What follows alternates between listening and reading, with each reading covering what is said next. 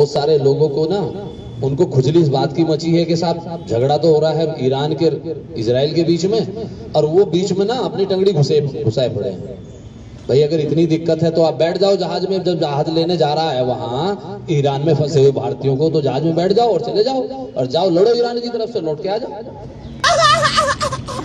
लेकिन किसी दूसरे दो देशों के बीच में झगड़ा हो रहा है, और उस झगड़े का अगर हमारे देश में कानून व्यवस्था पर कोई असर पड़ेगा तो हम फिर इलाज करेंगे बहुत बढ़िया।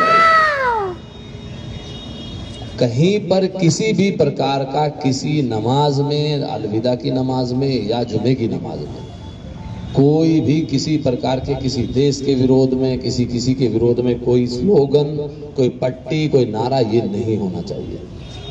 हम हिंदुस्तानी हैं, हम भारतीय हैं, हम यहाँ सुकून से रह रहे हैं। दो देशों के बीच में, चार देशों के बीच में जो लड़ाई हो रही है वो उनके अपने अंतर्राष्ट्रीय मुद्दे हैं, वो जानेंगे उसके लिए।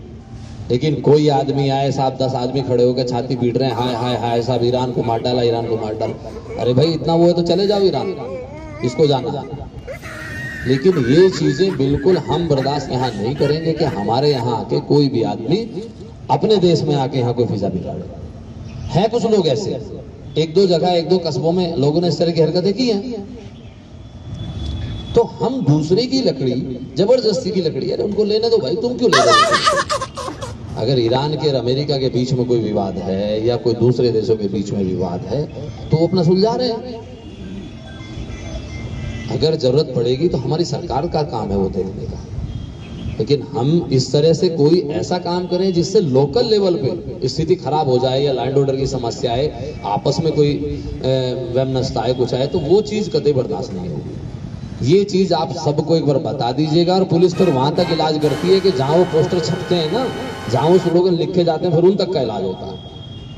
तो ऐसी सिचुएशन ना हो। प्यार और सौहार्द का त्योहार है, मीठी सिवैयों का त्योहार है, तो जरा से उसमें मिठाई में कड़वाहट 1 मिनट में घुल जाती है, तो ऐसा किसी आदमी को भी ऐसा मत करने दीजिए।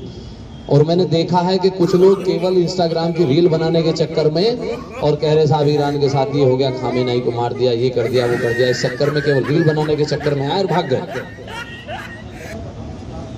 तो ये चीजें कतई मत होने दीजिए। आपके कस्बे का या आपके मोहल्ले का या आपके शहर का कोई भी आदमी, एक ही आदमी फिजा बिगाड़ने के लिए बहुत होता है।